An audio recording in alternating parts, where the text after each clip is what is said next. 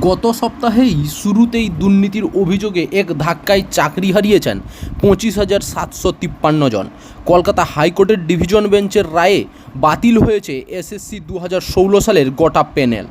কলমের এক খোঁচায় এত সংখ্যক চাকরি যাওয়ার ঘটনায় তোলপাড় রাজ্য রাজনীতি। এরই মাঝে এবার প্রাথমিক টেট পরীক্ষাতেও বেনিয়মের অভিযোগ সামনে এলো। এদিন কলকাতা হাইকোর্টের বিচারপতি রাজশেখর মন্থার এজলাসে 2014 সালের প্রাথমিক টেট সংক্রান্ত তথ্য তুলে দিয়েছে সিবিআই, যেখানে নকল ওয়েবসাইট তৈরি করে নিয়োগ, ফেল করাদের পাস করিয়ে নিয়োগসহ একাধিক অভিযোগ সামনে এসেছে।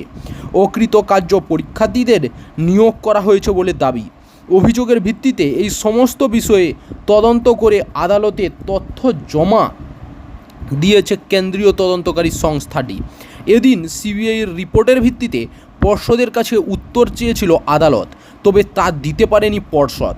জানিয়ে প্রাথমিক শিক্ষা পর্ষদের ওপর ক্ষুব্ধ হন বিচারপতি। প্রসঙ্গত 2014 সালের প্রাইমারি টেট পরীক্ষার উপর ভিত্তি করে 2016, 2020, 2022 এবং 2024 সালের প্রাথমিক শিক্ষক পদের নিয়োগ হয়েছে।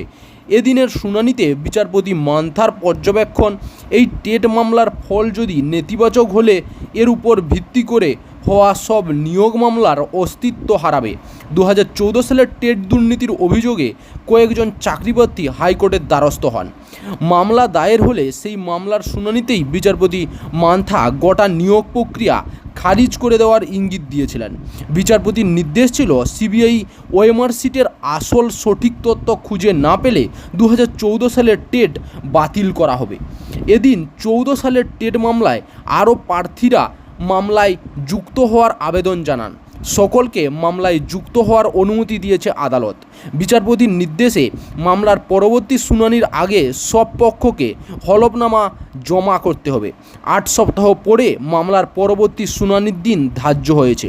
প্রসঙ্গত 2014 সালের টেট পরীক্ষার উপর ভিত্তি করে 4 দফায় যে প্রায় 70,000 শিক্ষক প্রাথমিক নিয়োগ হয়েছেন, এদিন হাইকোর্টের পর্যবেক্ষণের পর তাদের সকলেই ভবিষ্যৎ অনিশ্চিত হবে বলেই আশঙ্কা আইনজীবী মহলের অধিকাংশ। চাকরির খবর থেকে শুরু করে নিয়োগের খবর থেকে শুরু করে ঝড়ঝঞ্ঝা, দেশ বিদেশ, রাজ্য, জেলা এবং আপনার শহরের খবর একটা চ্যানেল আমাদের newsbangla.com সবার আগে আপনারা পেয়ে যাবেন। তাই চ্যানেলটাকে অতি অবশ্যই সাবস্ক্রাইব করে পাশ থেকে বেল আইকনটা ক্লিক করে অল নোটিফিকেশন অন করে রাখুন।